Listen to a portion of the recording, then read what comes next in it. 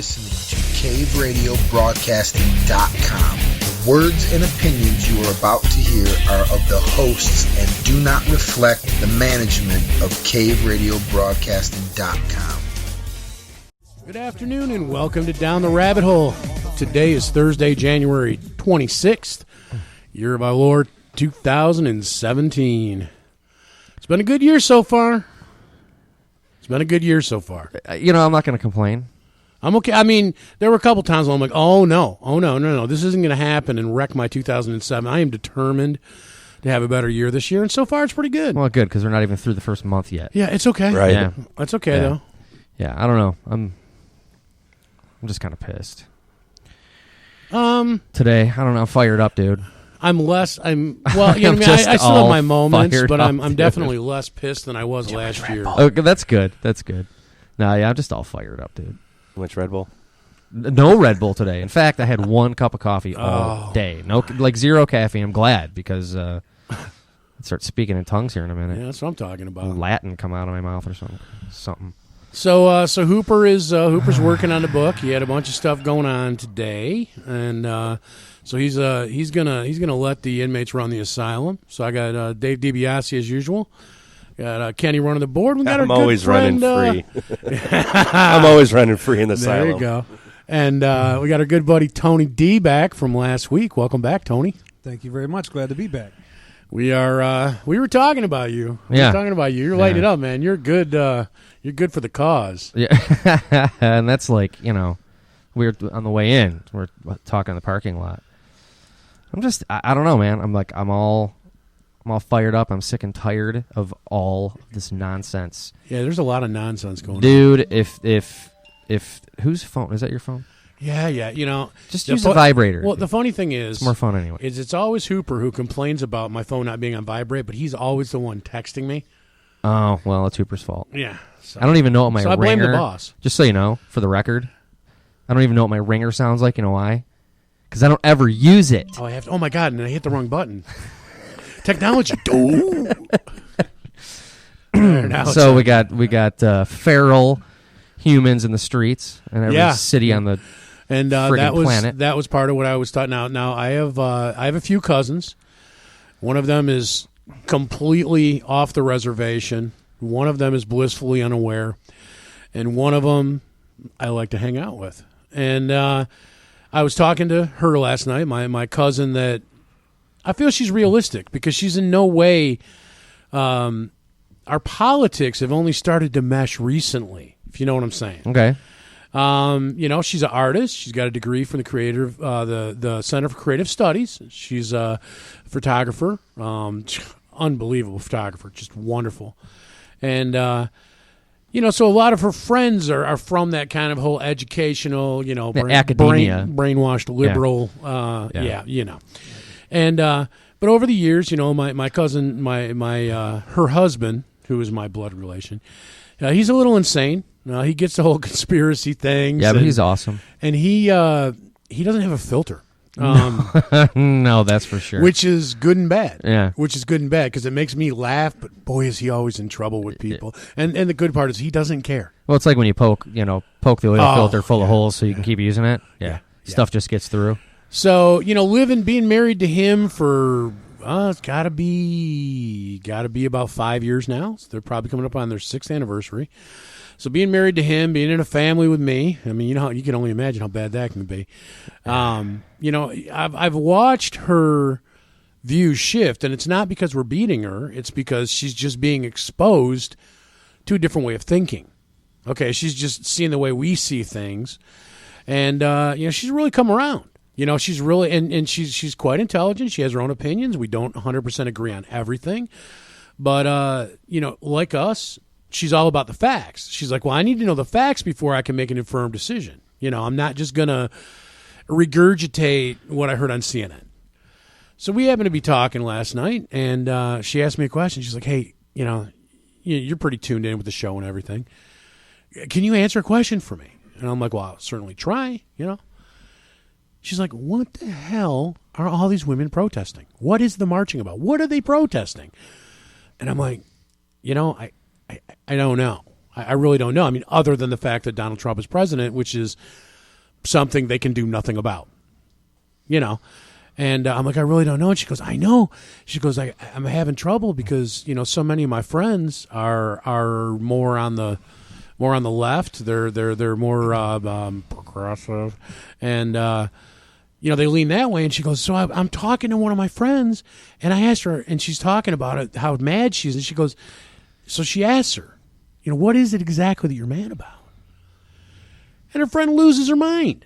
Her friend's like, well, if you don't know what I'm upset about, then you're part of the problem. Of course. See, this is the hard left at work, and unfortunately, this is manifesting itself worse than I thought it would. And I'm usually pretty dark with how I think. Yeah, this has exceeded my wildest. But let me try to. So I've listened to a lot of prominent, people, politicians, etc., females, trying to explain the answer to that exact same question. And the common, and I'm going to destroy this right now. I'm just going to destroy it. Feel free. Destroy it. So the common thread is that he either said something or condones, or they use all different kinds of words about grabbing a female by the genitalia. Oh, dear. Now, hold on. And now they insert this last tagline in there without their consent. Now, that is not exactly what happened. And, the you can call it what you want. The cliche term is locker room talk. Right. Whatever, man. Right. Okay, yeah, was it disrespectful? Yeah, well, okay. So let's just take a stab in the dark here and assume that roughly 2 to 3 million women and other beta male types have been out running feral in the streets with signs that don't make any sense, wearing vagina costumes, etc. The nonsense, right? I thought it was a hot dog. Well, whatever. A hot dog actually would go. I thought it was a hot dog in a bun. A hot dog would go well with that costume. For a lot of reasons. Right. That one with mustard was really disturbing, though. Yeah, that's what I'm saying. So what was that? Ugh. So here comes the destruction. So you're going to tell me, this is how ridiculous this is. You're going to tell me that not a single one of those people in these crowds across from sea to shining sea, right? Not a single one of those people have ever in their life said anything off-color, rude, sexual joking. Really? Really? So they're all these delicate little snowflakes that have never done anything. I think you're missing the point. I think you're apparently missing the point I'm part of the problem because I must. Yeah, because we're not talking about them. We're talking about Trump. All right, it would be like this. I would be out protesting slavery while I own slaves. Yeah, kinda. That's exactly what that is. Yeah. So the idea that somehow this is so amazingly offensive that they're going to take to the streets is BS. There's something else cooking with this. Hey, we got a caller. Who is it? Let's see who this is. Welcome, caller. Who do we got on the line? Oh, it's Hoops. How you doing? What's up, Dave? Oh, hang up. I'm kidding. As long as he's not using Skype, we're good. No, you guys put a smile on my face just listening to you. I just wanted to say hello. You should imagine how much you'd smile if you came to the studio. Yeah. Tell Tony to get his mouth closer to the microphone.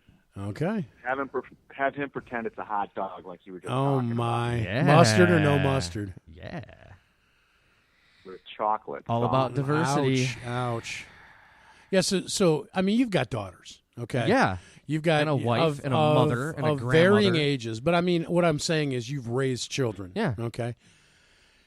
Have you ever tried to have a serious argument with like a 6-year-old? Serious? I mean, where you're having an argument and you're actually entertaining them for a second. Yeah. Or have you seen even better? Have you seen 2 6-year-olds argue? Yeah, I've seen many childhood negotiations take place, and of course. Yeah. Exactly. Well, that is what you're witnessing.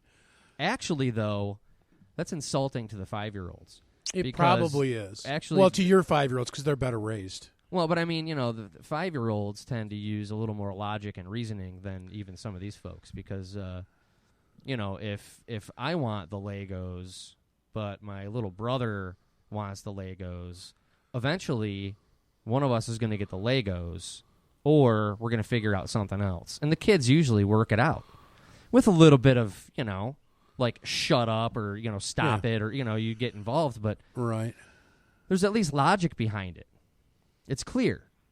Kid A wants the Legos, and Kid B wants the Legos. It's all about the Legos. I don't even know what the hell this is about. Well, I mean, let's. It's not about what they're arguing about, for sure. Because we used an analogy the other day. We were talking about Facebook.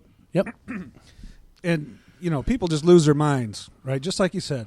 There's no logic to it. They just go off the deep end. They don't know what to say. And it's very interesting. I'm on a couple different ideas. One of them is I heard and I don't remember who the speaker was, but they were saying that the liberal kind of side, the left, whatever you want to call them, is they have like a problem mentally that they're all fighting, right? They really want to fight about something. They're angry. And when they don't get their way, when you don't apologize to them, they lose their mind and start cannibalizing themselves, which was right on the. You remember I told you about Tucker? Yeah. Okay, I was watching that last night, trying to, check Tucker out, see how he's doing, and what side he's on, and things like that. And I actually think he's pretty solid. He just made that evolution statement that threw me off, so I got to get over that still. Yeah. So we're he must be smarter. You know how it is. You're keeping an eye on everybody, watching everything they say, and find out what they're doing. But they had a pundit on last night, and they said that's what's happening in the Democratic Party right now. They're cannibalizing each other because they cannot bear to have this loss, and now they're turning on each other. And these are the things you're seeing. I'm going to say one thing, then I'm going to hop off and just listen to you guys. But it's interesting you brought that up about Trump. And by the way, Tony, I love that you're on today, and I want you on literally every week if you're free. Just come on down. In fact, I think my mom's coming next week, and we had to upgrade her to a Manhattan. Dude, I am all about that. Dude, just put in my order for a sandwich. Yeah, that's all I'm saying. I'll order 2 because I love me a Manhattan. So, we call things like we see them on the show, and I like that. It's a show of opinions without a doubt. One thing I found that was interesting was that the crowd, if we're still talking about the women's protest the day after the inauguration for Trump, some of the news stations were doing a demographic on the crowd, and it was, by and large, much more educated women than your average citizen. Okay. So it's not like these are dumb people or anything like that. My version of it is they're maybe a little more indoctrinated. But this is sort of the daughters of the women's revolution, the female rights, equality, war, whatever you want to call it, that seems to have kicked back into gear. So I'm just going to leave you with that thought, and I want to hear what you guys have to say about it. And I miss you guys a lot. Well, hopefully we'll see you next week, man. Bring Mom with you. Yeah, that'd be cool. I'm literally, once she said the Manhattan comment, I'm like, okay, she's in. And now she's telling her friend Gladys all about it. We'll throw around some Espanol. Nice. Tell her to bring Gladys with her. Gladys is welcome. Yeah, absolutely. Absolutely. As long as she doesn't mind doing lines off the table, Gladys is in. Let's just one step at a time with my mom. We got to start. We'll start with the gateway. All right. Tell her she's in our prayers and we love her. All right, man. I will. See you, brother. All right, guys, I'm going to listen. I'll Thanks, talk Dave. later. Bye. So that's interesting. Hooper just brought that up, that it's the, this equality thing. So, and I've a lot of people I personally know, and I still have yet, and believe me when I tell you this, it is so utterly challenging. I have yet to engage anyone on Facebook in well over. It's been years now. Dude, you are such a better man than I am. I can't do it. It's so hard. Well, every now and then the post is so ridiculous that I have I know, to. dude, and I know it's like I'm pissing in the wind. I almost bite. I almost take the bait, and then I'm like, nope, I don't, and I don't, and I don't. Well, thank you God. said through. I mean, we had some friends during the election that were I just stayed out, insufferable, dude. And you totally stayed out of it. And thank God for my wife, because that was really my motivation for not doing it. Because you know how I am, dude. See, my wife actually eggs me on. She's I know, but did you see that post? Did you see that? You know how I am. I'll get downright caustic, and I will jump down somebody's throat. You're not no problem with it. But it's not personal. It's not I can be friends Right. with the most hard left university professor that has ever walked the face of the planet. The problem is, I don't think they can be friends with me. I agree. See what I'm saying? You know why that is, though? Yeah, I have a pretty good idea why that is. It was interesting that he said that because we talked about that because Jessica, as friends, she went to Birmingham, and she's got a bunch of friends that are well educated, same kind of ideas. I mean, this one post was she was wearing black this morning because she's having such a hard time. It's kind of the Madonna, the whole. All these people, you know what? These real I just weird wish they things could that see they're me roll saying. my eyes on the radio. But I said, well, could it be that educated people tend to watch the news, pay attention to the news more? Is it? Because I believe that there's propaganda going on big time. Well, it's the mainstream media. It's rabid. It is foaming at the mouth, nonstop. And when you spend your entire life and this is not knocking people that accomplish, all right? This is not what it is. It's just reality.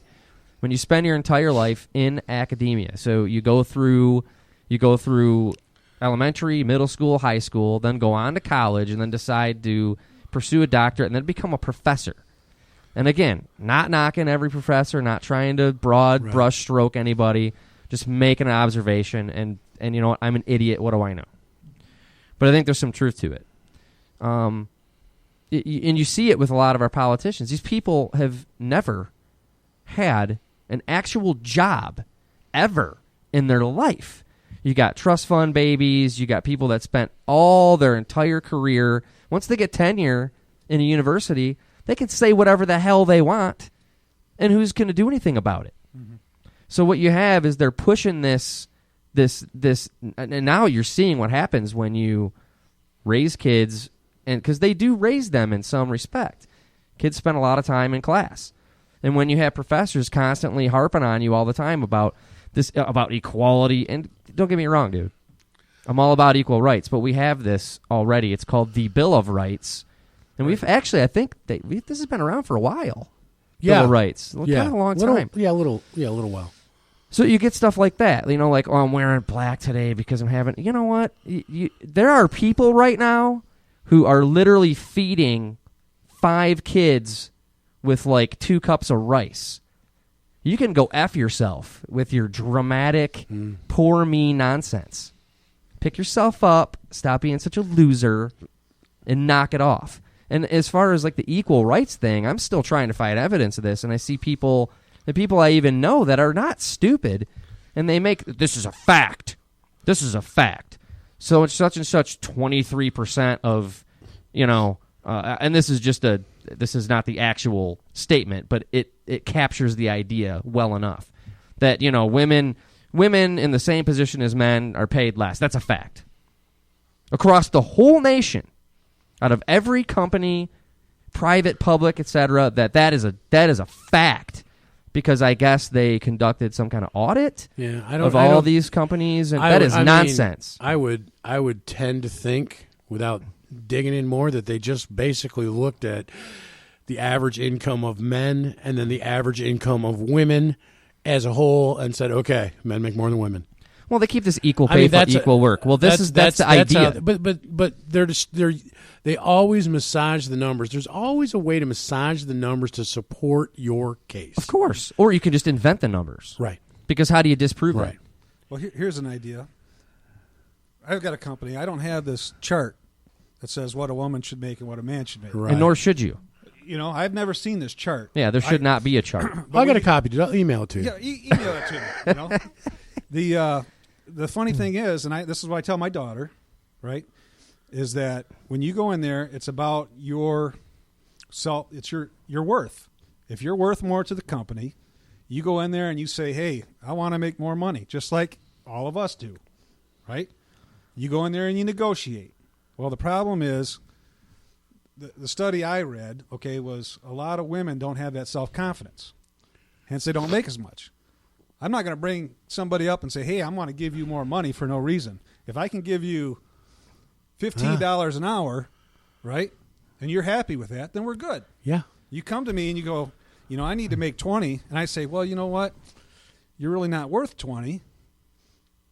then I'll let you go. Yeah. Right? If you are, I'll say, you know what? I can't lose this person. Yep. I'm going to pay him 20. That's how life works. That's how it's supposed to work.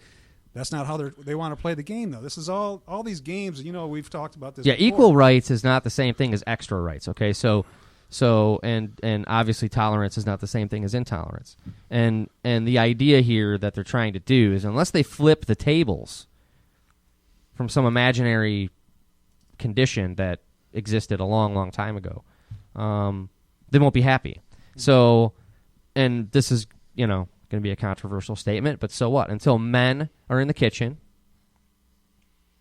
and until white people are in the back of the bus, and so on and so on, they will never be happy, because they feel like that's. I mean, this is the way I'm perceiving this: is that it seems like, the Bill of Rights isn't good enough, the Declaration of Independence isn't good enough.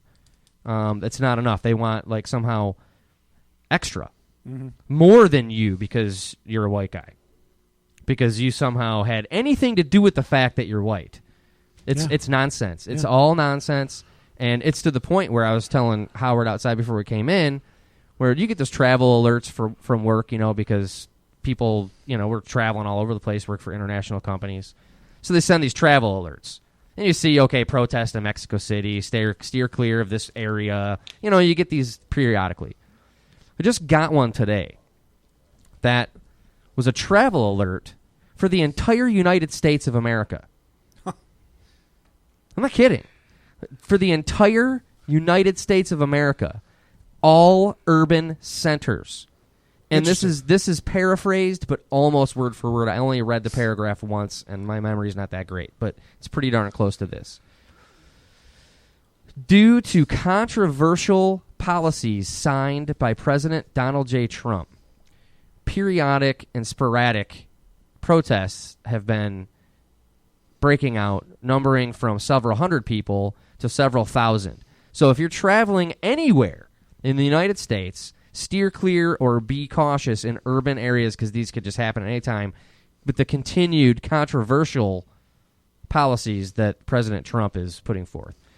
Really, this isn't a travel alert. Even travel alerts are politicized now. Mm-hmm. Interesting. Well, I'd like to get that schedule of what they've got, where they're busing people where, and when these things are going to take off, because that's literally what's happening. It is what's happening. It's not being reported, but it's literally what's happening. Yeah, this is what happens. And actually, they've been on record bragging they've been doing this kind of stuff for the past 50 years, and they're not going to stop now. In fact, they put it into high gear, and they're funded, well funded. Well, it sounds like in Europe right now, there's a lot of protests going on about George Soros. You guys know George Soros. Yeah. He's behind a lot of this funding. He's part of the whole cabal that we're talking about. Yeah, but this is the idea. So protest George Soros. Even that doesn't make any sense. You're protesting the existence of a man. What about the systems that are in place that allow him to do the things he does? Well, I think that's part of it. The way I see it, you look at Brexit, you look at what's going on in Germany with Merkel, you look at what's going on in Italy, you look at Marie Le Pen in France. I think people are actually waking up, and you alluded to it a little bit earlier, Howard, is that more and more people are catching on that there's something going on, and you know how I feel, Dave. There's something evil about what's going on. Well, right, and I think maybe you're right that people are catching on, and that very well may be the only catalyst they needed to kick all this garbage into high gear. Mm-hmm. She's like, wait a minute, people are getting it. We got to stop this right now. And unrest. Oh, we got another caller. Another caller. Unrest. Welcome, caller. Who do we got? Oh, it's me again. Keep going, Dave. Oh, my God. At least disguise your voice so it sounds like people are listening to our show. People are. Oh, okay. All right. I can see numbers. We're actually getting a lot of activity on SoundCloud and YouTube. Nice. Yeah, we can get some downloads. People are taking us with them wherever they go. Kind of scary. So I'm making a liar out of myself because I did call back. But you just mentioned something about evil, and just something that was interesting is that if you guys remember Aaron Russo, he's the guy that became friends with Nick Rockefeller, and Nick Rockefeller told him ahead of time about 9/11, and we'd be chasing this ghost called terrorists, and it would go on and on.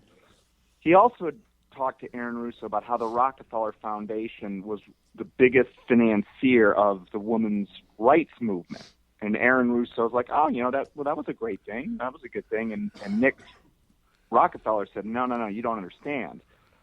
We did it so that, one, it would start to break up the family. We'd get women and men working, so now we have 2 incomes per household. And then the very media system they own, they can use to do things like, and they also do own the emergency broadcasting system, believe it or not. It's all to control our minds. Now I'm going to get off for real, and I'm just going to listen, so I'll talk to you guys soon. Take care, man. All right. Oh, my good Lord. And, by the way, calling it a women's march is insulting to my wife and my daughters and my mother and my grandmother. I got you. I'm just calling it what they're calling it. Yeah, know. You know what? No, I've had it. I'd have to agree with what Dave just said, is that all these are techniques that they're using to separate everybody, by every method they can. This became obvious during Obama's administration that, I naively, I remember when he got elected. The Republican choice wasn't very strong, and I remember when he got elected, and I thought to myself, well, you know what? I don't really know this guy. I'll give him a chance. I don't know enough about him to really say anything. I'm going to give him an opportunity. And the one good thing I expected to come out of it is, by a black man being the president of the United States, I really expected there to be some ease in racial tension. Well, that's the problem right there. It was naive. That's the problem right there. The problem right there is they even recognize him as a black man. It doesn't even matter. It doesn't matter that the president's black or orange or whatever. It may not matter to me, but there are plenty of people that it mattered to. That's the problem. Just like O.J. Simpson. I have a very close friend who's black. He's very intelligent. And when O.J. won, you would think he won the lottery. And I looked at him and I'm like, dude, he's guilty. He's guilty as hell. It's just a failure of the justice system. He's like, yeah, but rich white people have been getting away with that stuff forever. I'm just happy one of us got off. And I'm like, really? Wow, didn't your mom teach you 2 wrongs don't make a right? Because my mom did. Yeah, my mom did. My mom actually did. So you see, so the fact that we had a black president, and then we had the prospect of possibly a female president, that was the focus. That was the focus. And none of that matters at all. I understand. But as I said, Unreal. I realized that as racial tensions only grew, that this is, and I've been saying this for more than 4 years, if we get together and find common ground, we're gonna focus on them. We're going to focus on the scumbags that are running this thing. We're going to figure their agenda out, and there's going to be a real problem. So they have to keep us divided. Well, of course, there are people that and now they've got us fighting amongst our family members. Well, there are people that make very good livings with this. If this went away, if all the hate went away and racism was no longer an issue, and you did not... So basically just take Martin Luther King Jr.'s advice, just to sum that up... then a lot of people would be out of work. The Al Sharptons would be in the soup lines. These race baiting fools would be not getting a paycheck because they rely on this to make a living. Right. And now it's not bad enough to turn people of different ethnicities against each other. Now it's going to be men versus women.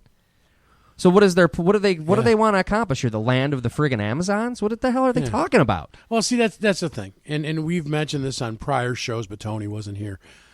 We need to clarify what's going on. These are not protests. No. Okay? Because a protest, Martin Luther King protested. He protested injustice and brought about change. Okay? So in my mind, without a Webster's dictionary handy, protest means you are protesting something that is actually wrong and trying to effect change. You can't change the fact that Donald Trump is the president. Therefore, these are not protests. These people don't even know what they're mad about. No. Okay? So what they are, they're fucking temper tantrums, okay?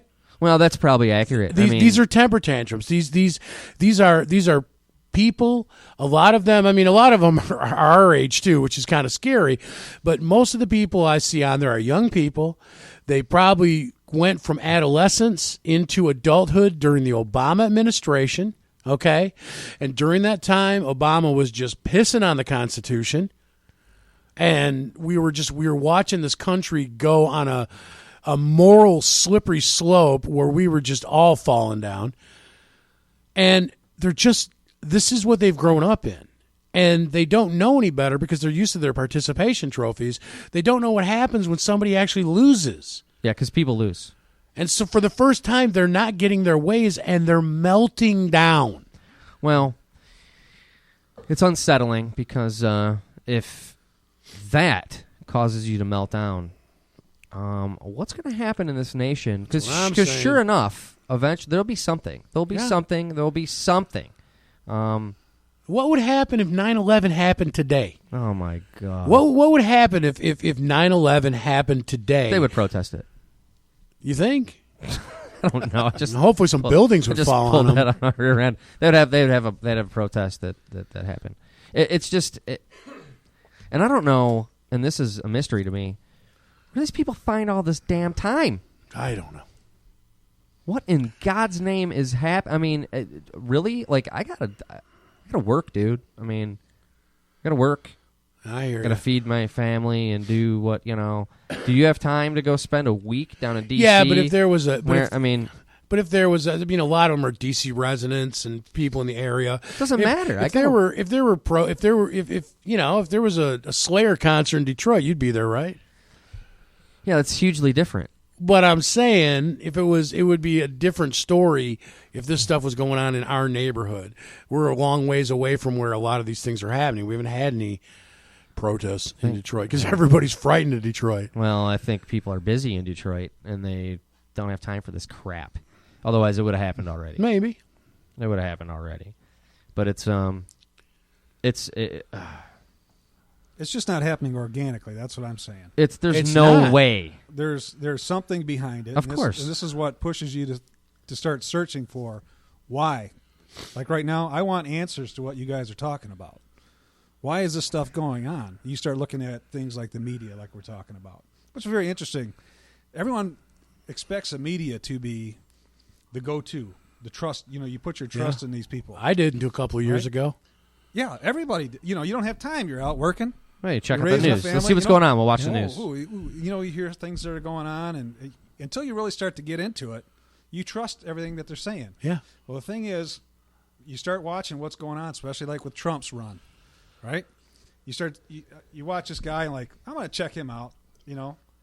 I'm not sure about him. He was on The Apprentice, and he's loudmouth. I hated his guts before he ran for president. Yeah, I think Dave and I talked about it. We're not going to vote for this guy. Right. We're going to go for like Ben Carson or Cruz. Yeah, or Rand Paul was my guy. Rand Paul. I was a Carson guy if Rand Paul wasn't available. Yeah. Well, you start checking him out, and then you see what he says, and then you turn on CIA News Network, right? And they're posting something totally different, and they're all on the same step, right? ABC, MSN, all these people are like, wait a minute, that's what they heard? I must have heard it wrong. Then you hear the next one. And then you hear their reports, and you're like, wait a minute, that's not what I heard. That's not what he said. That's not what he said. Yeah. That's not what he meant. So now you start and to see then you get the social justice warriors angry and screaming what they said he said. Correct. Not what he said. Brainwashing. Right? Yeah, and you could just spin it, and that's what they take it out of context. And when you actually listen to the entire interview, speech, etc., you're absolutely right, Tony. I mean, you're like, wait a minute, that's not even close, right, to what he meant. Are you listening to what? You can't tell them that. They refuse. Well, they you will can not listen tell to them, but I mean to what end, right? All you're going to do is get. Well, if you don't see through that, then you're part of the problem. It's like, well, I don't think that's true. And one of the things I love, and I have to apologize because we're going to be jumping around a lot today, I think, but one of the things that I love, I mean, it's all basically the same topic, but is the fact that they will not compare apples to apples. They will not give they do not give the same benefit of the doubt to one side as the other. Okay, there are set in stone rules for one side and the other. It's like, well, they've got excuses and justifications, because one of the Facebook things that was going on was there was a video posted, and it was basically, it started out with the people who were lobbying for Planned Parenthood repeatedly in congressional hearings and all this stuff, talking about prenatal care. Well, the largest part of our services are prenatal care, and we offer prenatal care, and it's vital to the communities we serve. And there's all these different women all dressed in suits, saying it to all these different hearings on television, all this stuff. And then it flashes into people calling 97 Planned Parenthood affiliated locations across the country and asking for prenatal care. And the answer was always like, "Oh yeah, we don't offer that. We just offer abortions." Dude, they claim, and they go through the whole thing, okay? And it's like, and they were honest that of the 97 places they called, 5 offered prenatal care. Mm-hmm. Okay, and they showed the states they were in. They did a really good job with it. And so I made a post on a friend of mine who's on the other side, a family member, the crazy cousin, starts going off about men can't tell me what to do with my body, and they offer essential women's services. Go to the health department and all this stuff, and going on and on and on. So I write a well thought out post. I'm like, no, this is about. I'm like, first of all, he didn't defund Planned Parenthood. He just said federal funds will not go for abortions. So he didn't completely defund Planned Parenthood. He just removed the funding for that particular service. Okay? Mm-hmm. And so I explained that. I'm like, no, and she just loses her mind and starts going on about it again. And it's like, it is what it is. And it's like, Trump is a racist. He's a misogynist. He said something bad 20 years ago about people, and we can't let go of it. But Margaret Sanger founded Planned Parenthood to exterminate the black race, and that's okay, because it was a long time ago. Well, it's different. It's different now. Well, the same is true for the Democratic Party. It's evolved. It's evolved. It's impossible for Donald Trump to evolve in 20 years, but Planned Parenthood has evolved. Well, so is the Democrat Party, apparently. Party of slavery, the party of the KKK, the party that blocked every civil rights action ever in history. Mm-hmm. Yeah, but they're different now. Those are Republicans. Did you guys see that Dinesh D'Souza? I didn't see that movie. I haven't seen that. I've listened to some interviews with him, and I've heard some chunks of the audio from it. And did you watch it? I did. What'd you think of it? I thought it was informative. Because there was a line from it that I thought was very interesting. It was kind of like I don't know if it's a trailer or what. It was just some audio I heard, kind of calling out the Democrat Party. Like, what is this party? Right. And what if their plan? It was something like this. What if their plan was to steal the most valuable thing ever created? What if their plan was to steal America? Right. And it was a question that was posed, and I imagine the movie goes to and he goes through those things that. and explains those things. He starts out, he got thrown in jail for making a movie about Obama. Right. So Obama's America. I don't know if Trump must have been in power at that time to throw him in Of jail. course. Well, I'm sure it was a Nazi. I'm sure it was. Well, he's very Hitlerian. Yeah. Hitlerian. Oh, so, and speaking of jumping around, I'm sorry, but I can't stand, what's that guy's name? Chris Matthews I can't from take MSNBC. Chris Matthews anymore. Oh, dude, so this is during the inauguration. He brings up Hitler at least 2 times and starts talking about Mussolini. Well, that is the most inappropriate thing ever. Well, you guys, and this is one of the reasons why I like listening to you guys, because you guys are, there's a lot of information out there. It's hard. Yeah, there is. It's hard to study all this information. It is. And, that's why I come to you guys, because you guys are all looking at it, and I think we're all on the same page. We're trying to find out what's going on. Well, we got to compare notes. Exactly. And, this thing about this Hitler thing, do you guys find it odd that they're throwing out the Nazi thing when you know the history of Operation Paperclip. Yeah. They brought the Nazis in, right? And who the CIA was based on. But those NASA was Nazis based have on. changed. Yeah, right. They've evolved.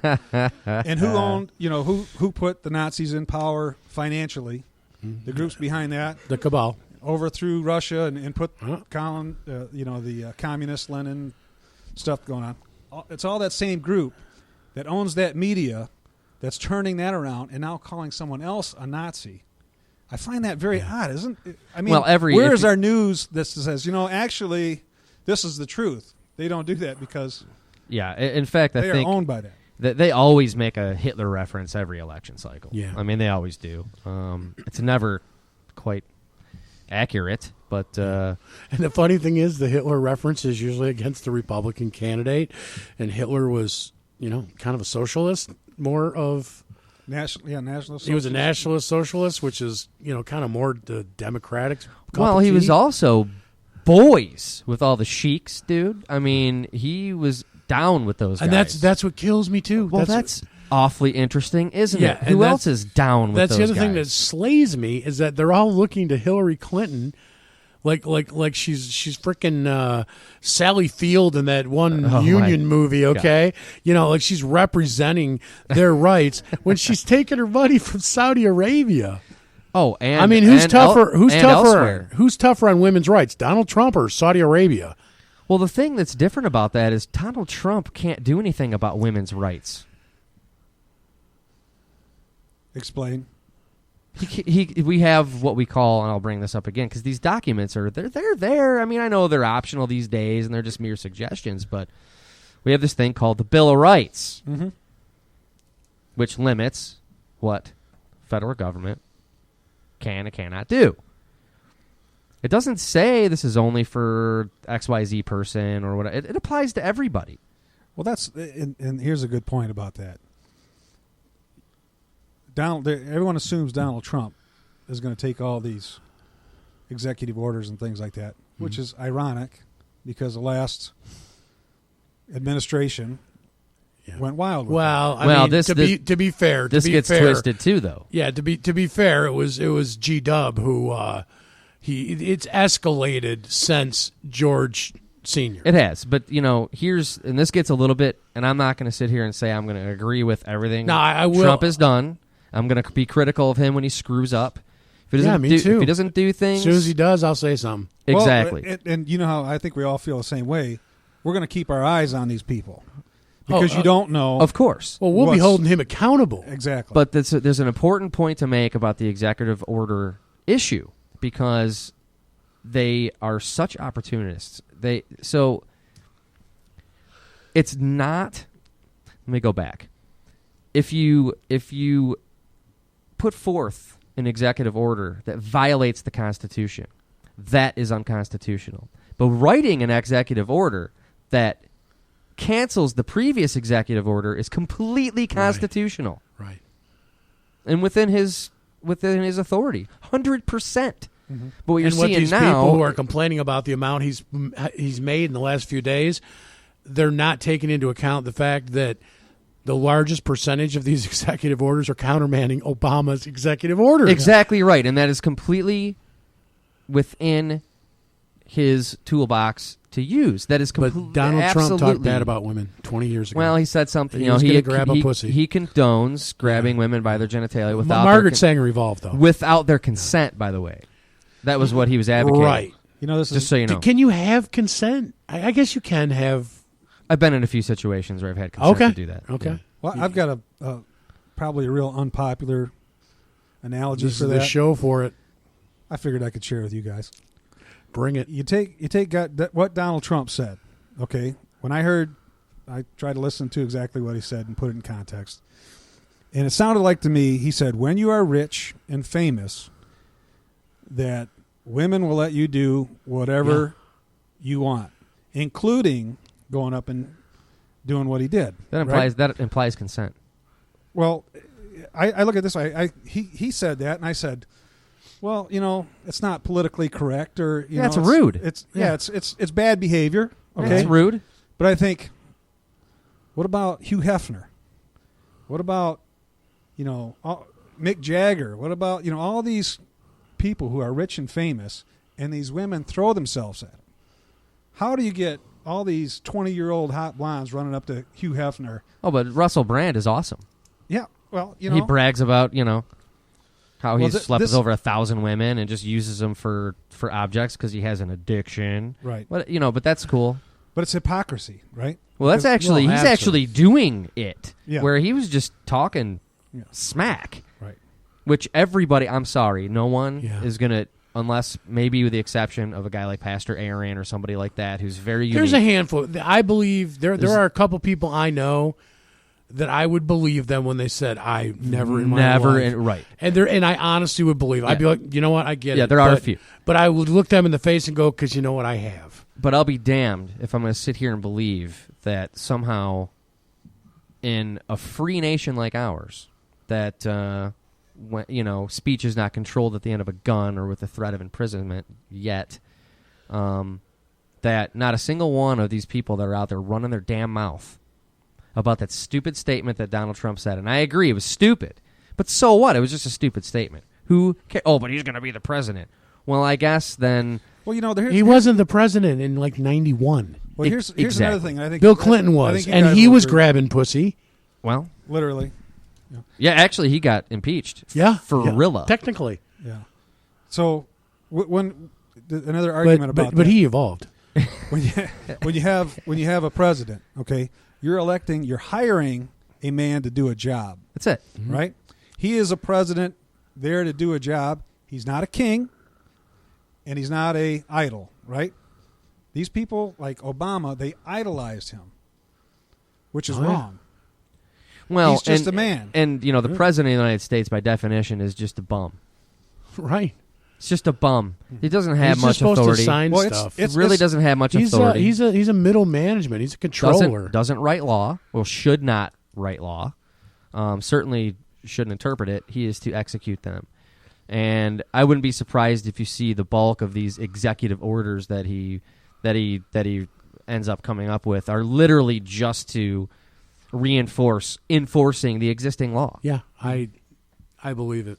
Just to enforce the existing law. Mm-hmm.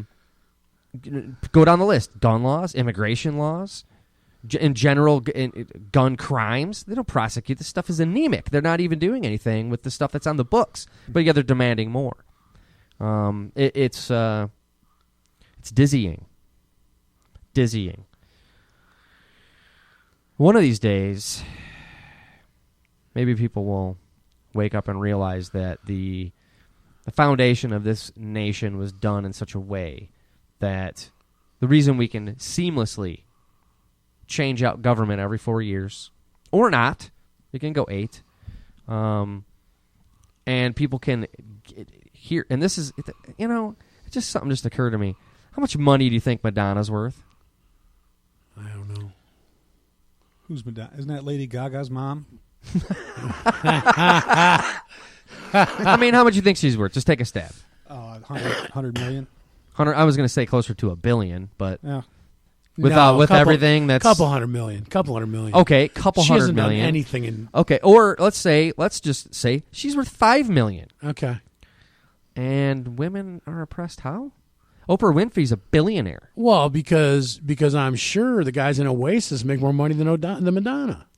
Oh, maybe if someone else. That's true. I'm sure other pop stars get paid Jay-Z more. and Puff Daddy make way more money than Madonna, dude. But that has nothing to do with their popularity versus their gender. Yeah, or am I to believe this? I'm to believe that. No, it's gender. Okay, it's not a market. It's not a market-driven model. No. Okay. No. All right. Yeah. They've progressed, but not that far. I'm foolish. 560 million.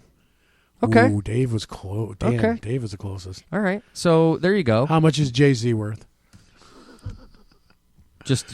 Well, I know that Oprah is a billionaire, so yeah, and she's black and female.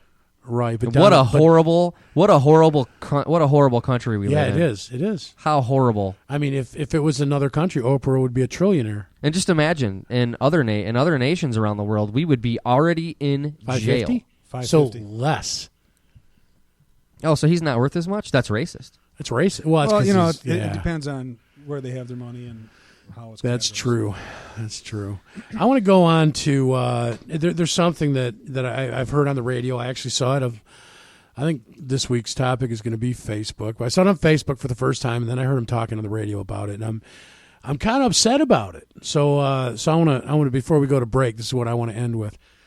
So the Secret Service agent from Denver. Oh yes. Okay. I'm so glad you. Brought that up. This wonderful example So glad you brought this up. of how feminism is so far superior to the system we have in place. She is the head of the. She organizes the advanced teams that go out to scout the locations that the president is going to. Okay, and my son was really worried about this. He's like, so she's, she could step out of the way. I was like, no.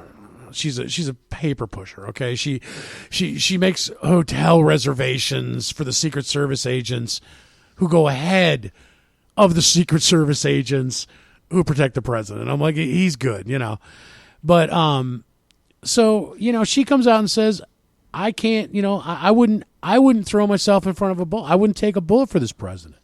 Okay, you know what, dear, you're not taking a bullet for the president. Your job, you are accountable to the American people.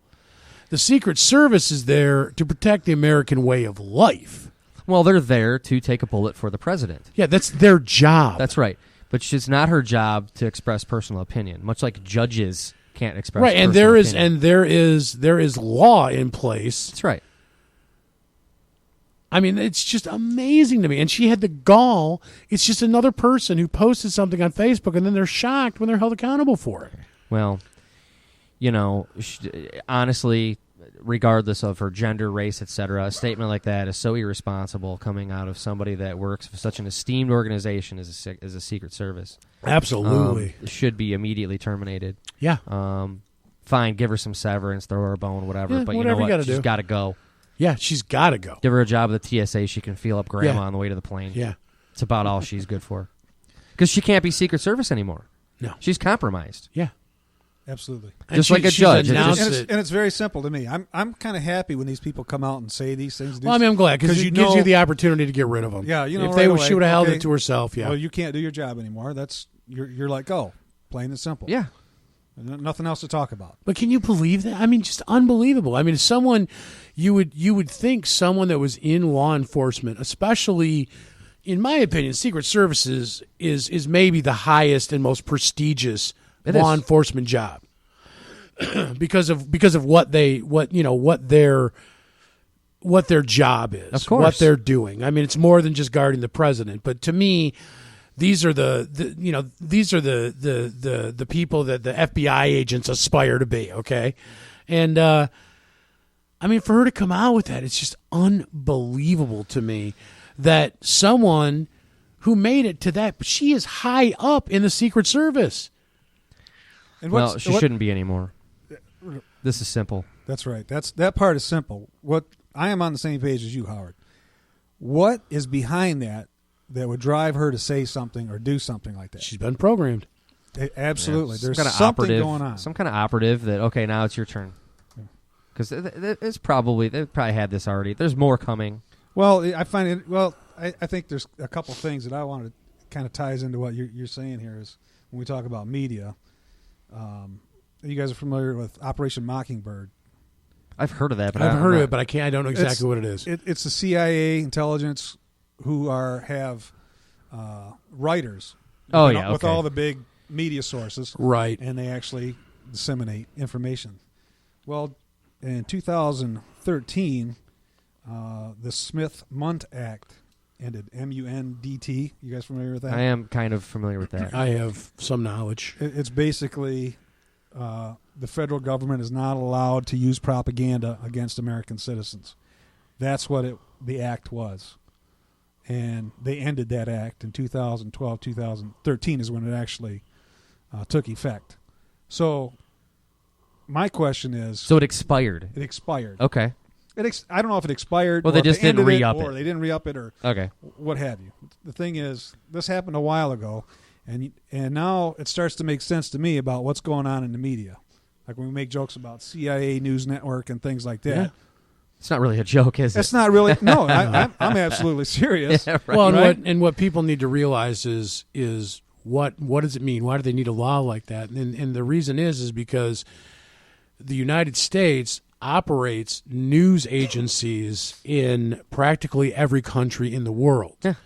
And so what they do is they propagandize, and they're basically like we're trying to convert people to democracy. This is the United States agenda, is that we want these countries, we want every country to be a democracy, even though we're not.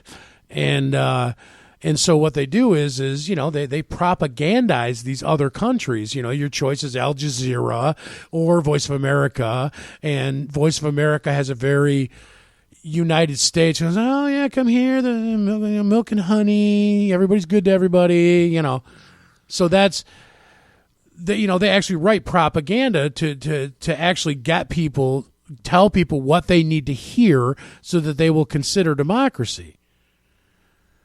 So they didn't want us using propaganda, a swaying. They didn't want us massaging the facts, which is what's been going on anyway. I mean, are you hip to the CFR? Council on Foreign Relations. Yeah. Their job is right. Oh yeah, good guys. Yeah, I've actually top-notch. heard their name come up a few times within the past month or so. Well, basically, they're doing exactly what Tony's talking about. Right. And we're gonna Rockefeller based. Yeah, we're gonna take a break. It was actually, people thought that it was Ford, Rockefeller, and I can never remember the C. That's what they thought CFR Carnegie. That's what they thought CFR stood for, and what it was Is that Dale Carnegie? yeah, no. They petitioned a study to figure out how many newspapers they would need to control the media in the United States. And the study came back that they would need to control 25 key newspapers. They then went ahead, bought all 25 of those newspapers, and put an editor in place that was CFR controlled. Mm-hmm. This was 1920, right? Okay. I don't remember what it was. It was the same year that what year was the Federal Reserve? It's the same year as the Federal Reserve. 1913. Interesting. So that was their job. So who learned it from who, I guess, is the question. Exactly. Well, and that's the thing. What's behind these people? If you're using that propaganda for pro-American agendas, right? That's what the whole idea of that is. Now it's being used on Americans, and what are you seeing? I am seeing a very anti-American. Of course. Oh, yeah. Right? That's right. So, to me, our government, and you mentioned earlier about things happen, I said this happened during the previous administration, but I think we all agree that this goes back Much farther. Much farther. Administration after administration has been handpicked. Nobody controlled the media like FDR, man. FDR was the master at that stuff. Well, and but he chose to use it for what he thought was good. I mean, I think FDR was an honorable man. Okay, he was a disaster. You think? I know. Okay, well, he was a progressive disaster. Him and Woodrow Wilson are hanging out. He always in looks hell so together. good in like. Yeah, I know. And he's in a wheelchair, in so you can't movies. talk to him. Whatever. He was a disaster. Okay, well, I'm gonna do some research on FDR while we take a break, and we'll be right back. Welcome back to Down the Rabbit Hole. We have been joined by the lovely Kat. Hello, everybody. Nice to see you, Kat. Welcome. Great to see you guys. Welcome back. We always love it when you stop by. We get, maybe it's Hooper that scares the guests away because we get way more people coming by the studio when Hooper's not here. It's we'll have to establish a pattern. It might be a conspiracy. Yeah, maybe it is. Maybe there is a conspiracy. Ooh, I feel a second book coming. But over the just a second ago, Tony mentioned something about callers, and one thing we don't ever shoot the phone number out there. Yeah, go ahead. So if anybody wants to call and call me names and yell at me for my opinions, yeah, we get tired of calling you names. Because the same people calling me names is losing effectiveness. Right. The number Which is hate speech. The number here is 313. 879-5059 313-879-5059. Call in, tell us to F off or agree with us or whatever. And if you're marching, if you're doing something, please, if you have dude, help me out. Yeah, if you have an intelligent explanation, help me out. that doesn't regurgitate media catchphrases, please call and enlighten us, because we're dying to know. We don't have a clue, really.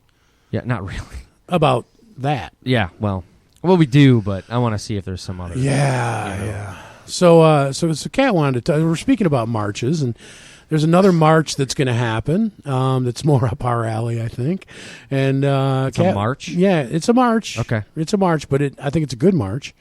And Kat had texted me as she was on her way here. She was tearing up the streets of Redford, trying to get down to the station. So I'm going to turn it over to Kat, and we're going to talk about a march that's positive. Okay. Yeah. Well, the women's march last Saturday, I thought, at first I was like, did I miss the memo? Because I'm a woman and I'm not really sure what these guys are marching about. But hey, it's a free country, so march on. But over the week, I started to see things that just blew my mind, the double standard, the hypocrisy and all that. And it just made me want to do something about it. And so I looked up to see if there was any positive pro-life women's marches out there. And tomorrow in Washington, D.C., there's a massive march. And I was going to go, but I felt like I needed to stay here for a different reason. And there's going to be millions of women in Washington, D.C. that are marching tomorrow for the rights of unborn babies. And I just, if there are any women listening, feel free to call in and disagree with me. But here's my thing on that. I agree, our bodies are our bodies, and nobody should tell us what to do with our bodies. But the number one reason most people get an abortion is because they can't afford the child. The second reason is because they just don't want it. It was an accident, and they just don't want to deal with it. I would flip those. Less than 1% of abortions are to save the mother's life. Less than 1%. Yeah, it's almost never. Right. And so what I have to say to that is, what do you do if there's a fire in front of you and you don't want your hand to get burnt? What are you going to do? You're not going to put your hand in the fire. If you don't want to have a baby, here's a newsflash. Don't engage in the act. But I think that, and I'm not telling you what to do, but somewhere in the Bill of Rights, there is the provision that we are supposed to get laid. Yeah. See, now I want somebody to come before me and bring me evidence of a human being who has died from not being sexually active. I don't think anyone's died from not having sex. I know a couple that are on life support. I am a realistic person and a human, and there are ways, whether you support it from your belief system or not, to do that and not get pregnant. It's really not that hard. What I'm saying is, if you engage, if you choose to engage in the act, because those methods can fail. So if you're making a choice as an adult to let something enter your body, okay, and I saw signs that said our body is our temple, so we should be able to do whatever we want with it. And I thought, if it's your temple, then you should be careful what you let enter it. Right. Was that person holding that sign screaming F you at anybody? Right. Well, I think the person was supposed to be dressed like a vagina, but I'm not really that the hot dog woman? Yeah. Well, what's interesting about that march, and I think it's the same exact one I heard Archbishop of New York talking about, that actual march has been going on since the 70s. This pro-life march. Oh yeah, it's been going on since. Now this is huge because, on average, according Roe v. Wade, exactly. So since 1978, they've been having this march, I think, or 76. That's a really long time. It's 2017 now, and on average, and I didn't realize this because you know why? It's never on the frickin' TV. That's why there's at least 500,000 people show up for this march every year.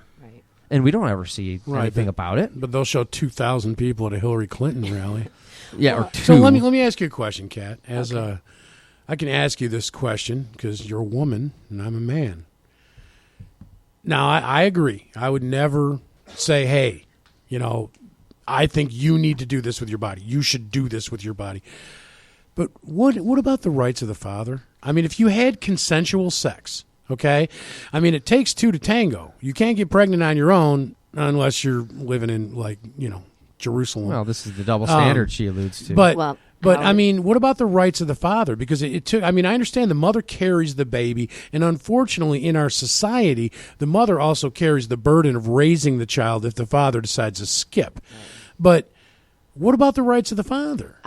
Look, I'm glad you brought that up because I am 100% with you on that. I think that the guy does have a say somehow. I mean, we force a man to pay child support if he doesn't want the child. Well, hold on. Talk about double standards. If you're married and you want to go get a vasectomy, you got to get your wife to sign off on it. Did you know that? I heard you don't. I didn't know well, that. my father had to. So really? Okay. Whatever. Because that was another thing they were spouting on Facebook, that if a woman wants to get a hysterectomy, she needs her husband's consent, but men do not need consent for a vasectomy. Not true. Because I'm shocked I saw it on Facebook and it's not true. Well, that's really surprising. Because he went to Obviously, go. Things have progressed. They thought they were done, right? They thought they were done having kids, so he was ready to go get vasectomy. And he goes into the doctors, and my stepmom, had to be there to sign off on it. And at the last minute, she's like, I might want to have another one. I was like, man, you were so close. But thank God, now I got, my brother Dominic's around because absolutely. of it. But, he's a good kid. But, yeah, absolutely. They have to, she has, and I agree with that, by the way, both ways. I mean, if you're... Because I'll tell you, I've been in relationships where I had no intention of marrying the person I was with. I mean, they never lasted long by the time I made that decision. But if I had gotten a woman pregnant, just because I didn't want to be with them wouldn't mean that, I probably would have been like, look, I'll take the kid, okay? I'm not real hip with you, but but the idea of being a father, that's huge. That's always been important to me to be a father. Trust me, there are times I wish I would. No, I shouldn't say. No, you just... You know what? The biggest point I'm trying to make here, and this doesn't even have anything to do with morals. It has everything to do with common sense. If you don't want a baby, don't do the thing that is going to make you have the baby. Yeah, but how dare you tell somebody what to do? Or be prepared to deal with the consequences. We hold people accountable for their actions all the time in society. If you choose to get drunk and drive a vehicle, be prepared to get pulled over and go to jail. Are we letting people off the hook for that? Because, they're an alcoholic, so we need to excuse them from that because they just couldn't help themselves. Give it time. I'm sorry. If you don't want a child, then don't have sex. And if you engage in sex, be prepared that you might get pregnant. And if you don't want to keep the baby, know there are options out there. There are women out there lining up to adopt children. There's a waiting list, by the way. Exactly. For this. There's a waiting list. There's no excuse. There's plenty of support groups out there, et cetera. In fact, my cousin runs one on her own up in Saskatchewan, Canada, that helps young teenage drug situations, and helps these girls go through the pregnancy, go through the delivery, go through placing the child or raising the child, whatever. That's awesome. But I think what we, at least for me anyway, and I'm not going to accept anyone telling me that I don't have a right to talk about it because I'm a man. You can go to hell with that one because I can talk about it if I want to. The on-demand... You're a white man. The on-demand... You have no right. No say. The on-demand abortion is the problem. It's the on-demand abortion that's the problem. Mm-hmm. The one what we're talking about is using it as birth control because... Yeah. And that's what it's turned into. That is what it's what it is. Now, I would have to... this does create some issues from a belief perspective for me. But then again, if it were to be some sort of compromise where there's a clause in there in certain... I don't wish to make it illegal. Mm-hmm. You know what I'm saying? So in cases of here's the taglines, rape, incest, threat to the mother's life. Those are rare cases. They're rare. Well, rape's not rare, unfortunately, and neither is incest these days, which is sick. But if these things happen, you can't outlaw it outright. There are some. Well, I don't think they need to change the law at all. I'm glad that it's not being federally funded anymore. I don't think that taxpayers should pay because you were horny. Oh, but they do because these funds are fungible. So just because they say on paper it doesn't go to pay for it, believe me, it does. I know. Believe me, it does. Well, and you hear people say, and this is what a lot of left-leaning people have said to me when I express my opinion on this. Oh, well, are you prepared to pay for all these kids that are, going to be born? And you know what? As a Christian, yes, I am, because I'm sorry, but that's what my God tells us to do, right? He says, take care of the less fortunate, take care of the poor. And that's why he says, pay unto Caesar what is Caesar's. Pay your taxes, respect the person that leads your government, but the onus is on us as the body of Christ to take care of the less fortunate in this community. And God gives us the power to do that. So, yeah, and it does go into some, legislatively, this is so complicated, but, there is this simple statement. You have the right to life, liberty, the pursuit of happiness. So who's to say that child doesn't have the right to live, right. Being that it's clearly alive? And the safest place in the world is in the mother's womb. Depending on the mother. The safe. Well, yeah, that's true. For some. Unless you're shooting up into your neck. And again, it should be. Again, this was another argument I was watching happen on Facebook. And the person who's arguing for Planned Parenthood and, for abortion, for men keeping out of her bodily rights, is saying that if it is using if it can't sustain life, if it can't survive outside the womb, it can't survive on its own, then it's not viable. This person has a defibrillator. Because she's got heart issues. The irony. So technically, and it's like, I didn't want to bring that up, but technically, you can't survive on your own either. So is it okay if someone puts you out of your misery? It's a disgusting argument that it's not. Yeah, we talked about that. And that actually is a pretty good. Yeah, we're going to get into that. This is a pretty good segue, because the deeper we get into abortion, the more crazy it's going to get. But there was, Kat just brought it up again, an actual chimera created. And since this is down the rabbit hole, we should probably get back down in our regular mode. Would you call it a pigman? It was a pig. It's a pigman or a hewig. It's an abomination. That's what it's. They actually successfully created. No, a pig. abomination ended a few weeks ago. Hardy har. Ouch. But this is serious business, and there's one specific reason why this is very serious. They successfully created in San Diego a pig-human hybrid that lived apparently for 4 weeks. Interestingly enough, what you pointed out is that the human cells that were inserted the into only the ones pig, that would work. The only ones that would work are infant cells, which is very dead serious. Oh yeah, so you know where they're getting them from. Right. So, but why is it that it is such a serious thing and a serious problem that we're making pig people human-animal hybrids? Now, their case, I can see this from a medical perspective. I'm not completely blind, but is for organs, for organ donor program, et cetera, et cetera. What they're missing, the point they're missing, though, is that that's a genetic abomination. That is a chimera, for real.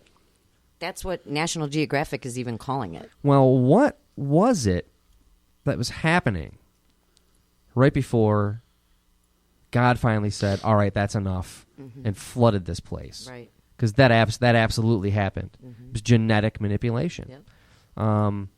This is, I would call tribulation proximity at this point, but I'm just saying. No doubt. Yeah, from express.co.uk, scientists from the Salk Institute, a biological research organization in California, have taken cells from pigs and people to create an embryo that was inserted into a female pig. As part of the initial experiment, several different types of human cells were inserted into pig embryos in petri dishes to determine which cells were the best match for the pig embryo. The human cells which worked best with the pigs were infant ones, which have the potential to develop into all-adult cell types, known as the pluripotent cell. This reminds me of a quote from a movie, and I know one of you guys will get this. You have to. Ready? Mm-hmm. His mother was a jackal. I don't Howard knows. That would be Damien. You know it. I know it. Oh. Now, do you find this interesting? I do, because his embryo was implanted into a female pig to carry the baby. Not a female person yet, but an animal. And it's just, I thought it was interesting that the same thing happened. Well, they couldn't put it in a female person. Because if she got her prenatal care at Planned Parenthood, then it wouldn't have survived 4 weeks. One of the 5. Why would you want a pig baby? To make Oh my god! I mean, I can't even believe we're having. Well, the this medical discussion, excuse is because they want to grow organs for donation. right. They want to grow the human organs. No, I know. It's So that- more transhumanism garbage. It's like this, and I get it. All right, I know people that have been on the slab needing transplants. I am not.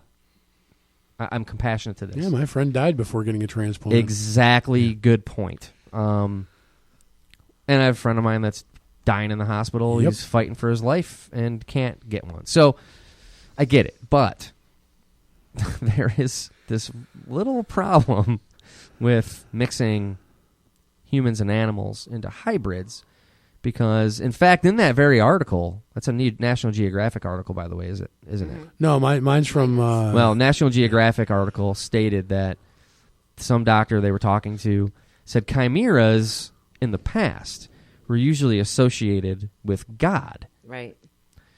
Actually, not only is that a flat-out lie. Absolutely, because they were not associated with God. No, they were against Associated God. with his adversary. That's right.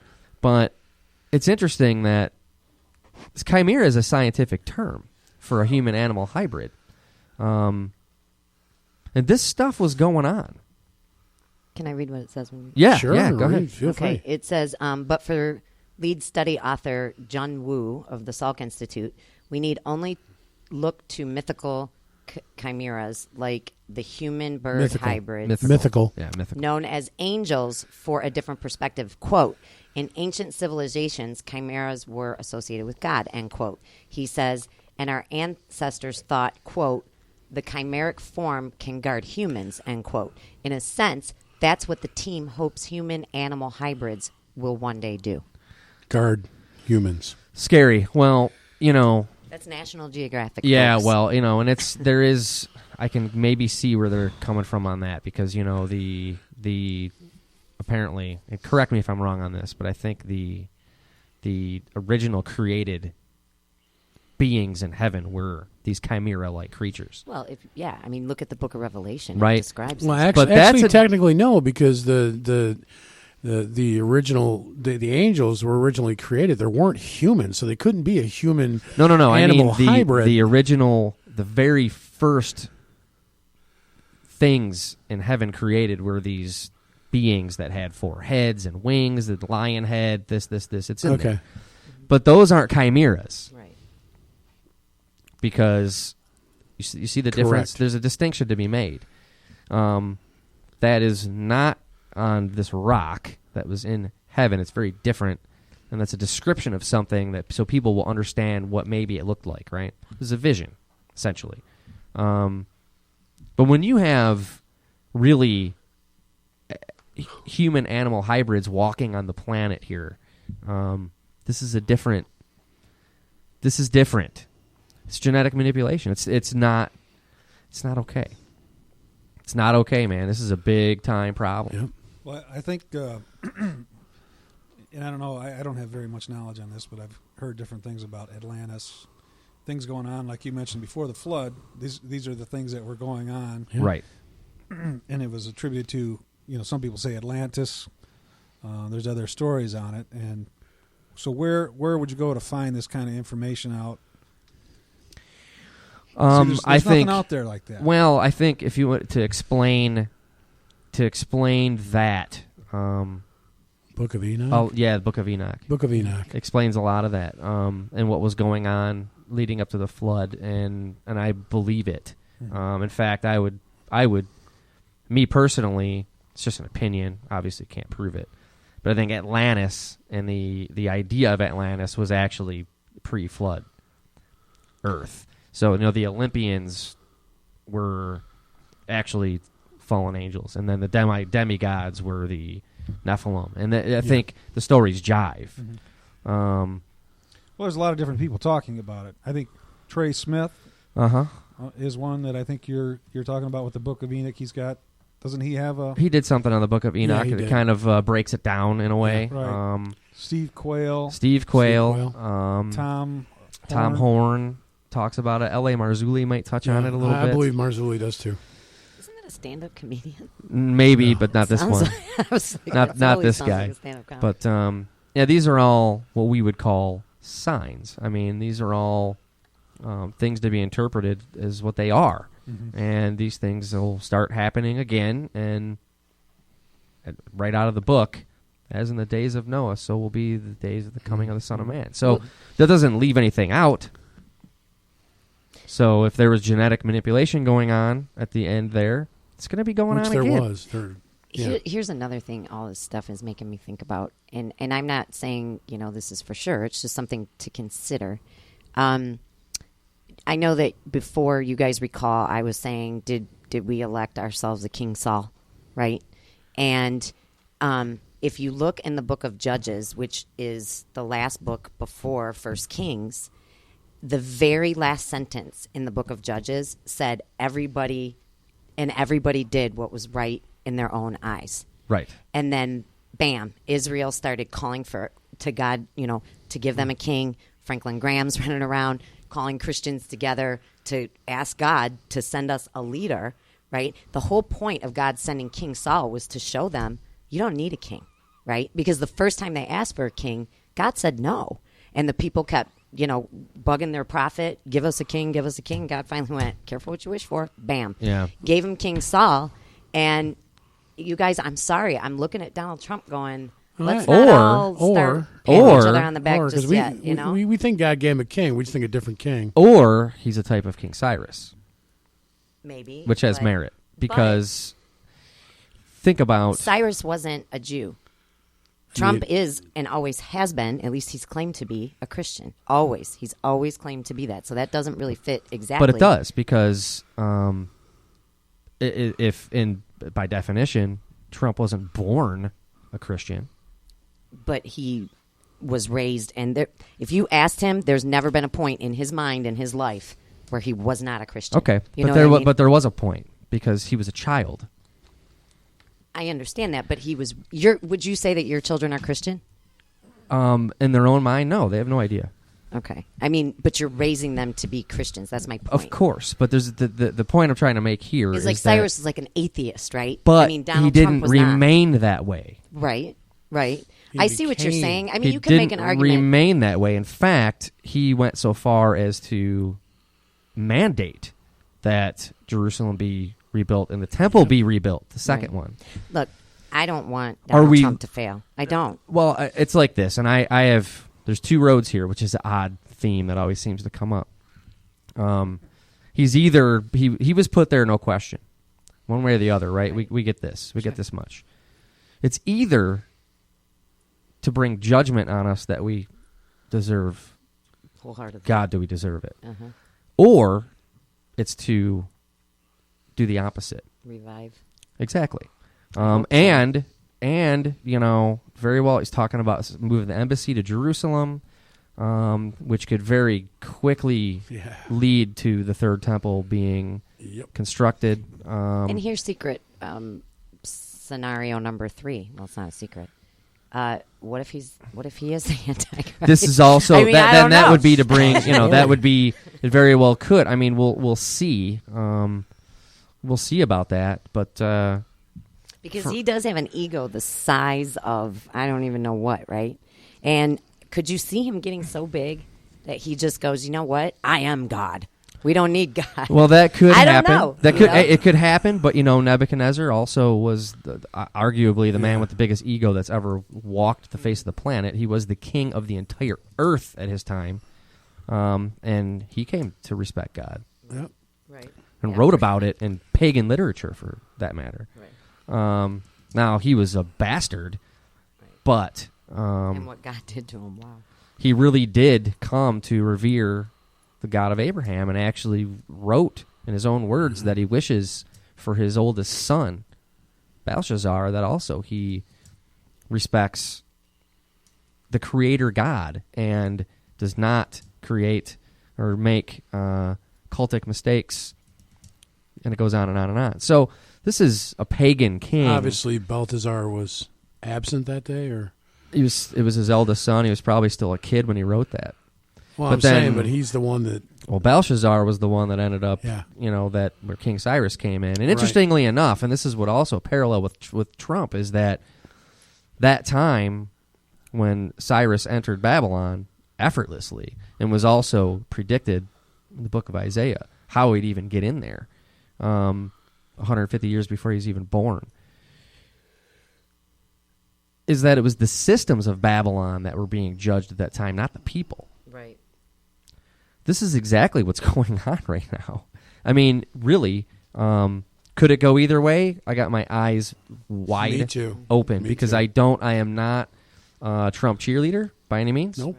Right. I retired my pom-poms a long time ago.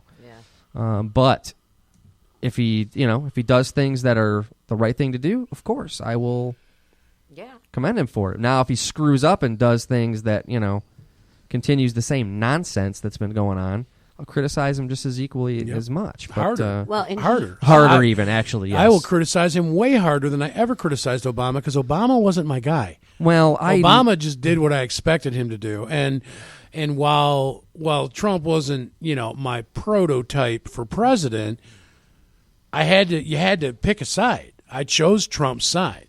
Well, we knew. And I want to give him the benefit of the doubt because I want to give him an opportunity because I know what Hillary's going to give us.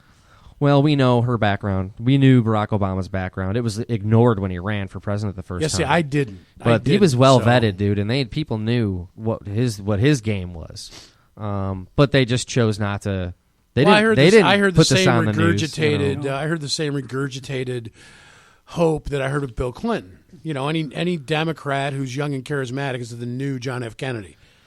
Yeah. Well, so and I was a sucker back then because I got a soft spot for Kennedy. Yeah. He could be the John Kennedy. I'll give him a Except for the chance. part that he was raised by communists and hung out with Marxists and is friends Right. with And he's domestic Muslim. And he's terrorists Muslim. and whatever. But What's interesting about Obama, I see two things going on, right?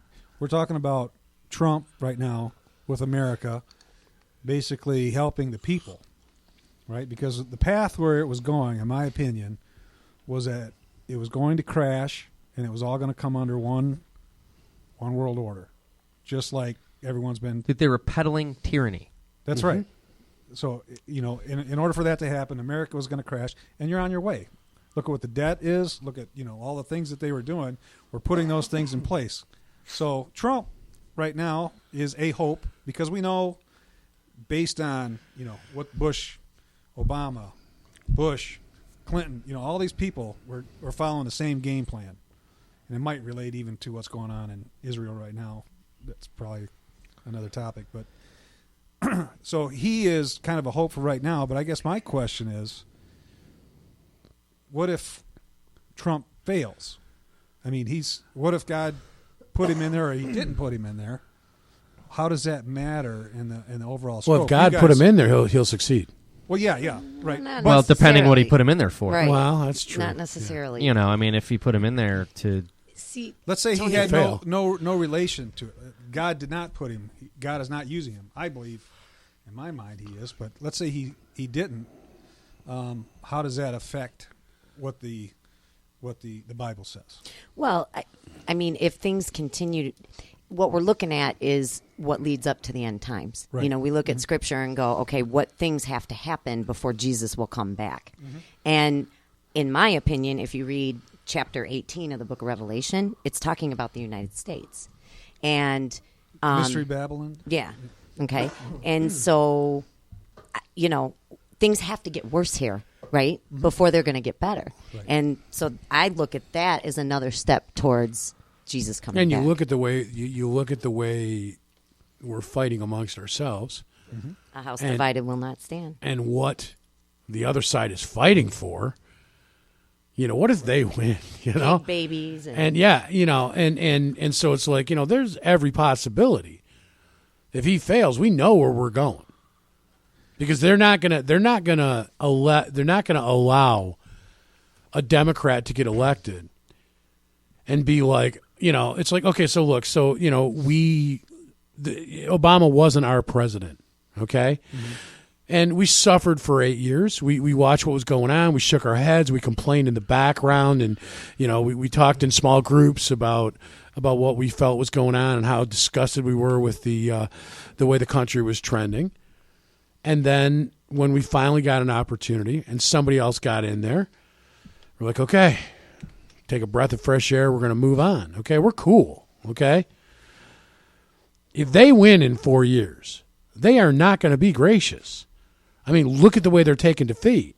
They're going to blame everybody who put Trump in. So everybody who thinks different than them, they're now going to have the power to attack because their president is going to be backing them up. So, I mean, this could totally be an escalation of our slide into depravity. You're right. I mean, 100%, because the polarization that's going on right now. Absolutely. Can you imagine what it's going to be like in 4 years? Extreme. It's extreme. You know who I've heard the Dems are going to put up in 4 years? One is Jeffrey Feiger, and I'm like, Jesus. I'm like, Jesus, please come back. Yeah. But even the other, I would which pray is for the so rapture. interesting, is Mark Cuban. They're kicking around. I mean, that would be a smart choice from their perspective, right? Wow. I mean, he's a businessman. He's got a lot of money. I actually heard it was, I heard they were grooming, Elizabeth Warren. no, Carolyn Kennedy. Oh, that's interesting. Yeah, what's that guy, Booker or something? Whatever. Cory Booker? Cory Booker. But, Yeah, he's another one. Whatever. They'll have they'll probably do on purpose what happened last time. They'll have 20 freaking candidates out there, and you won't be able to have time to even weigh out any of them. There might actually be a decent... Actually, no, I take that back, because they wouldn't even allow that person to get that far. If it was a decent Democrat. Yeah, they would knock him off way before they got there. But who knows? I mean, I think 4 years is a long time. I think it's going to be a gay, black, Muslim woman in a wheelchair. That's what I think. It'd have to be transgender to include Right. everybody. Well, Yeah. yeah. There you go. Yeah, it'd have to include everybody. So, and I'm not everything. saying that's a bad thing. So if anyone got Asexual, mad at me for transgender. saying that, don't yell at me. No. So- Transgender black chimera In a wheelchair. in a wheelchair. Who's That's a right. Muslim? Who's a Muslim and deaf and blind and mute. Am I missing anything? I don't think so. All right. I'm sure you are. Then it's all. They haven't invented the new ones yet. But prophecy, as far as prophecy goes, you guys are talking about, how it's an interesting story, not a story, interesting thing I heard was that the concept of time. And I think you guys were talking about that God was not, last week when we were talking to Hooper, that God's not held by time. Yeah, he's outside of it. He's outside of it. time. Yeah. Which is very interesting when you start looking at the Bible. How could the Bible be so? Because I think you talk about how accurate the Bible is at prophecy. Yeah. Right? And you take that concept back where God's standing back, watching. Everything's already happened. Yeah. With that concept. Everything has already happened. That book is just telling you how it happened, what happened, when it's going to happen, etc. Yeah, and there's chosen key things in there to demonstrate its accuracy. Mm-hmm. And these things can be calculated and vetted and have been over and over again, and it's been proven to be true. Right. Which kind of falls along with because Albert Einstein predicting was if you travel at the speed of light, eventually you're going to come back. Yeah, at the same point in time. Yeah. It's circular. Yeah. Which follows along with that concept with the Bible. Of course, yeah. It's very interesting. So now we're talking about what would happen in the Bible, biblically, what happens like if America is Mystery Babylon, and the whole thing was that we were going to crash. Everything was going to become a one world government, one world religion, et cetera, et cetera. Okay, so with Trump in there, if he does a good job, that's basically a pause button. Yeah. Could be. It can extend it. Yeah. It could extend it's it. no right. defined. Nobody knows. Because again, he exists outside of time.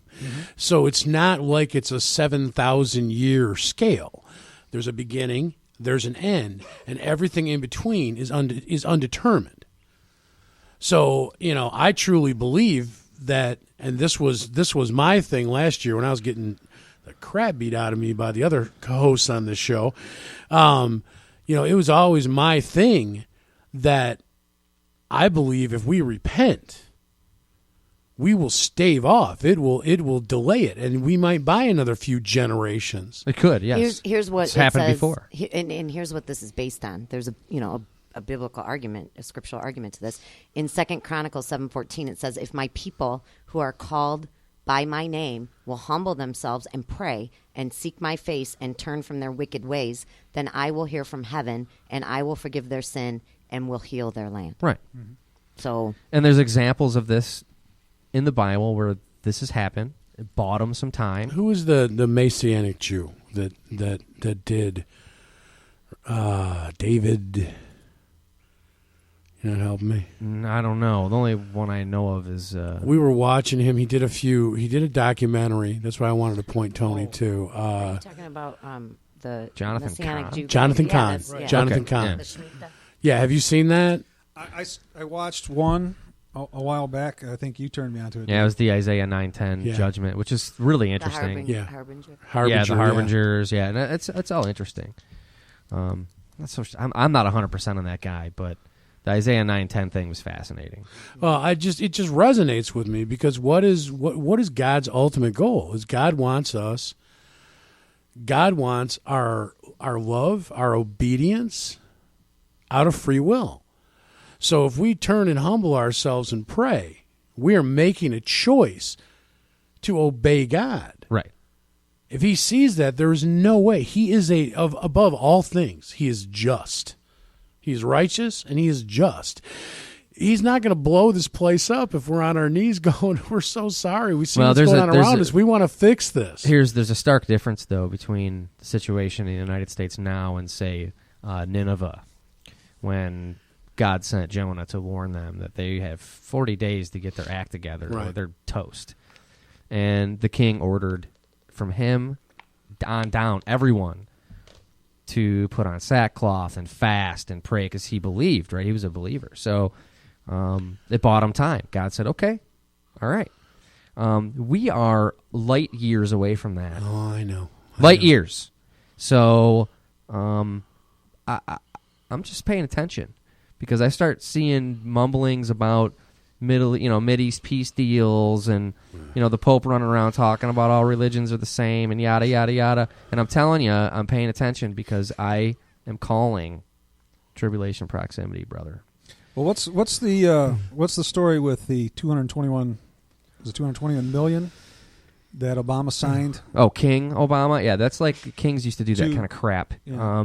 To Palestine? Yeah, and it was and a two-state solution in Israel. Yeah. How does that all play into? Well, if you ask me, this is obviously Hopefully Trump will get it overturned. Yeah. Well, I mean, they froze it, which is actually, I think, pretty typical.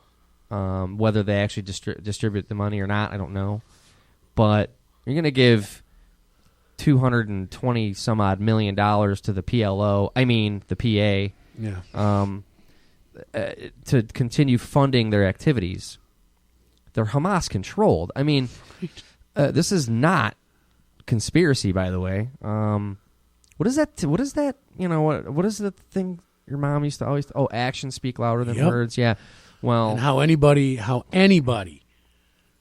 who had a positive opinion of that dude can look at him do that and be like, "Oh yeah, no, I get it." Again, it's the hate the Jews is coming back in style, man. It's and this is also predicted, where I will quote it wrong, but that in that day I will make Israel a burdensome stone for all who choose to hoist it. It's scripture, basically saying in the end days Israel is going to be. If you support Israel, you're going to get torn to shreds. Well, there's the wars of what is it, Mog and Magog or whatever the. And these things are future wars that haven't taken place yet. But look at because Israel's going to open up a can of whoop butt on, according to Scripture, in those two wars. They're going to prevail, and they're going to take out first the countries around them. The second war, they're going to take out the countries surrounding those. I think. Yeah. So. 220 million, and people in Flint and other places can't have clean drinking water. Yeah. But we're going to give the PLO. I'm sorry, the PA. I keep with the slips. Sorry. Yeah. PLO is the Palestinian Liberation Organization, which was a terrorist group, but the Palestinian Authority has nothing to do with terrorism. No. Oh, except for Hamas. I'm sorry. Yeah. What am I thinking? So we just gave them our money, by the way. Mm-hmm. Our money is possibly going to fund terrorism. Isn't it China's money? It's actually, you're right, I think it is. Actually, we don't even have any money.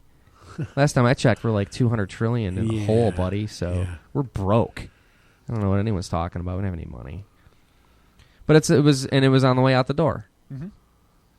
Cowardice. The last act Cowardice. that John Kerry committed as he was leaving the State Department for the last time was, while you're at it, send that $221 million over to the PA. And they abstained from the UN vote. Yep. Which never has happened before. The UN Resolution 2334, which is entirely hostile towards Israel, passed in December. January 15th or 16th, the Pope was going around trying to make Mideast peace deals.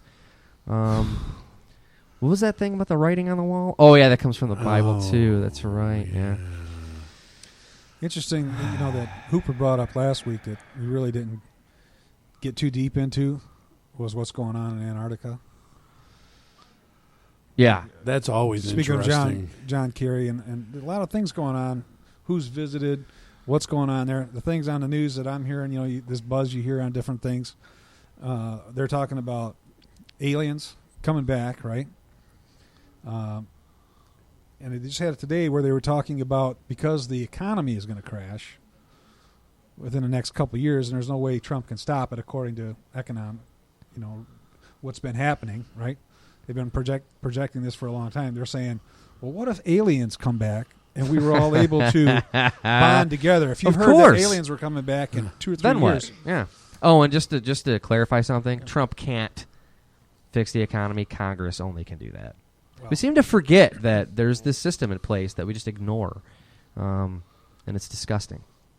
Well, is there any fixing it is a question. Is it possible? There's not enough money on the planet to pay back our debt, so I don't think so. So that's a good note. Yeah. Yeah, I guess we'll end on that note. Yeah. So our kids are already broke, just so you know. So, yeah. So no matter how much hope we put out there, it's always bleak. Put your faith not in princes, my friend. Yes. That comes from Psalms. Makes a lot of sense, doesn't it? Sounds proverby. Maybe proverby, yeah. I don't know. Yeah. Well, this has been Down the Rabbit Hole. We will we'll catch you next week. Happy Hour's up next. Good night, Kenny. Thanks, guys. Yeah, we need happy hour. Yeah, we need happy hour after this. Take care.